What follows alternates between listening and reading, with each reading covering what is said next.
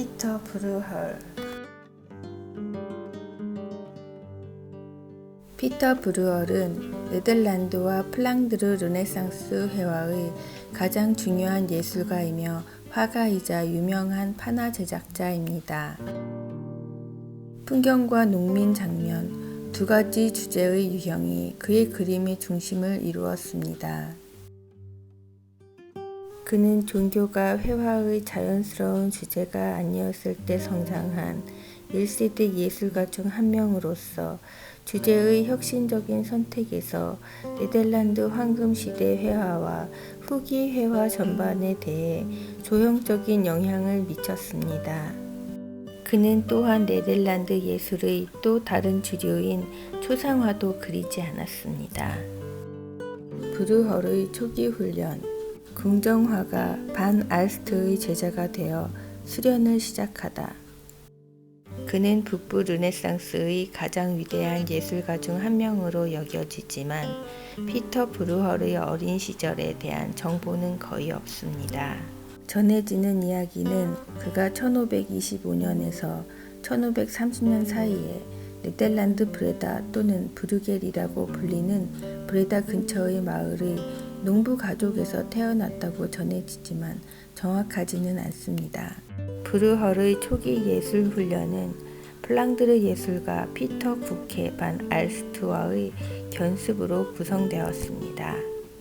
1550년 반 알스트가 사망한 후 브루헐은 앤트워프로 이주하여 장갑 제작자 길드를 위한 3부작 재단 제작을 도우라는 첫 번째 의뢰를 받았습니다. 길드 시스템은 예술적 경력을 발전시키는 데 중요했으며 브루헐 자신의 직업 생활은 그가 앤트워프 화가협회인 성 루크 길드에 선출된 1551년에 사실상 시작되었습니다. 앤트워프와 브뤼셀에서의 브루헐. 1551년 브루헐은 앤트워프 성 루크 길드의 프리마스터가 되었습니다. 프리마스터가 된 후 예술가는 자신의 견습생과 자신의 작업장을 차리고 작품을 팔 수 있었습니다. 그는 곧 그 시대의 관습대로 그림 연구를 위해 프랑스를 경유하여 이탈리아로 출발했습니다. 그는 1554년에 이탈리아를 떠나 1555년에 앤트워프에 도착했는데 그때 큰 풍경화로 알려진 그의 디자인이 북유럽의 가장 중요한 인쇄 출판사인 히에로무스 콕에 의해 출판되었습니다. 앤트워프가 네덜란드 상업과 예술 시장의 수도였던 반면 브뤼셀은 정부의 중심지였습니다. 1563년에 그는 브뤼셀에서 피터 코에케 반 엘스트의 딸 마이켄 쿠케와 결혼하여 그곳에서 남은 짧은 생애를 살았습니다. 지금부터 본격적으로 그림이 그의 주요 활동이 되었고 그의 가장 유명한 작품은 이에 나온 것입니다. 그의 그림은 플랑드르의 부유한 수집가와 그랑벨 추기경을 포함한 후원자들과 함께 많은 사랑을 받았습니다. 1564년에 태어난 소 피터와 1568년에 태어난 얀 브르겔 1세에게 이어지는 예술 왕조의 시작을 의미했습니다. 그들은 계속해서 아버지의 그림을 많이 복제하여 아버지 브르겔이 죽은 후에도 국제적인 명성을 유지하는 데 도움을 주었지만 특정 작품이 아버지의 작품인지 아들의 작품인지에 대한 진품의 논란을 불러일으켰습니다. 그는 1569년 9월 9일 브뤼셀에서 너무 일찍 죽었고 카펠레 케르크에 묻혔습니다. 그래서 그는 자녀들을 훈련시킬 수 없었습니다.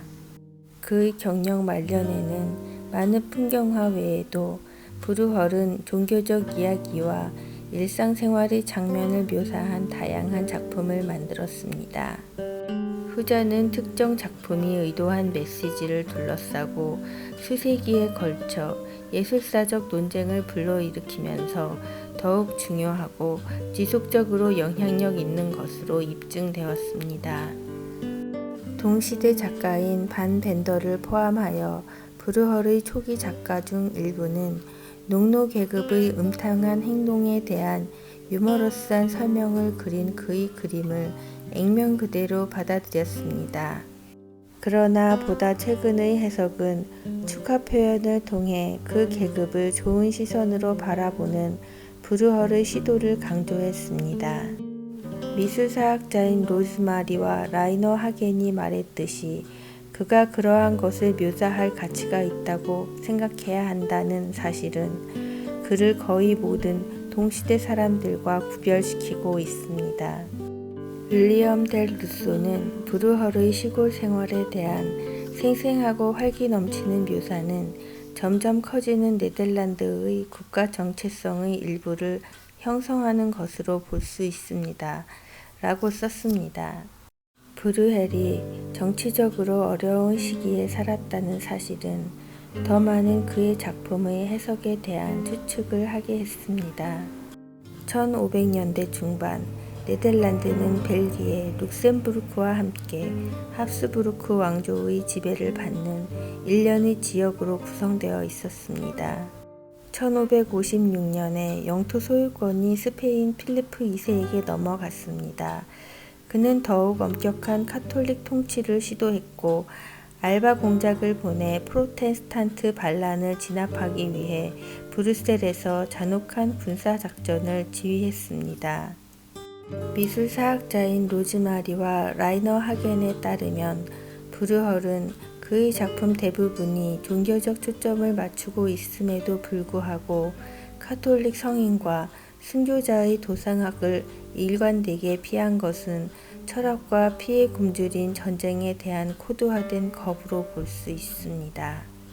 반 벤더는 브루헐이 자신의 작품의 정치적 중요성을 잘 인식하고 있었음을 암시하는 한 가지 이야기를 들려줍니다.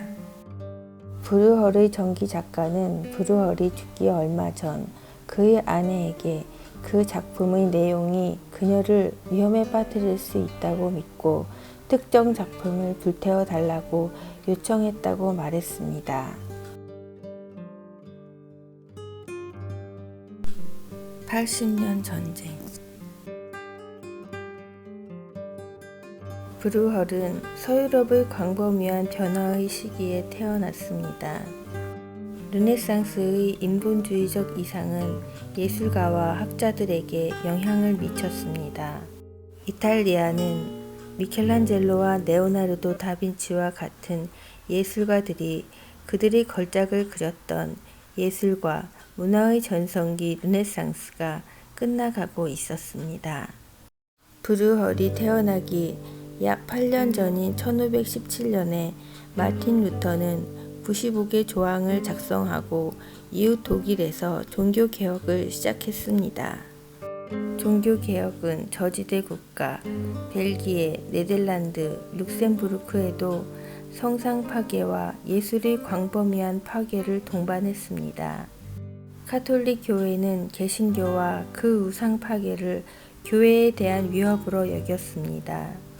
1563년에 결론을 내린 트렌트 공의회는 종교 예술이 물질적인 것과 장식적인 특성보다는 종교적인 주제에 더 초점을 맞춰야 한다고 결정했습니다.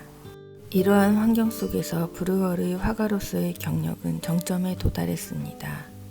그가 죽기 2년 전 연합주와 스페인 사이에 80년 전쟁이 시작되었습니다.